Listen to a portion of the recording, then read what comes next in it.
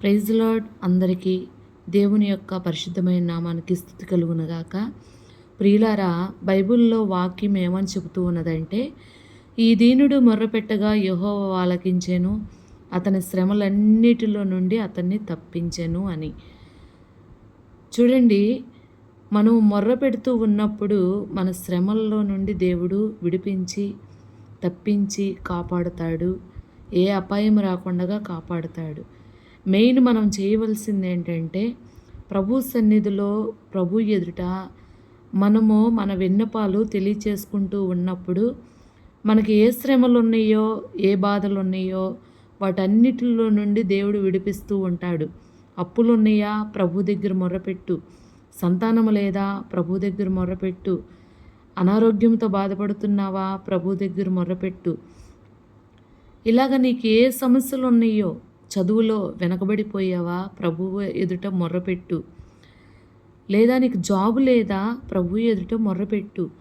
మొర్రపెట్టిన ప్రతి వారిని దేవుడు అన్నిటిలో నుండి విడిపించి సురక్షితముగా కాపాడుతాడు. యెహోవా రెక్కల క్రింద నువ్వు సురక్షితముగా ఉండినట్లు నీవు వచ్చితివి అని వాక్యం చెబుతూ ఉన్నది కదా.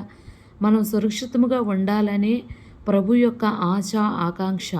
అందుకని ప్రతి ఒక్కరూ ప్రభు సన్నిధిలో ఎవరైతే ఏ సమస్యలతో బాధపడుచు ఉన్నారో ఆ సమస్యలన్నిటిలోనూ దేవుడు విడిపిస్తూ ఉన్నాడు. అబ్రహామును విడిపించిన దేవుడు ఈరోజు నిన్ను విడిపించడా? హిజ్కియాని విడిపించిన దేవుడు నిన్ను విడిపించడా?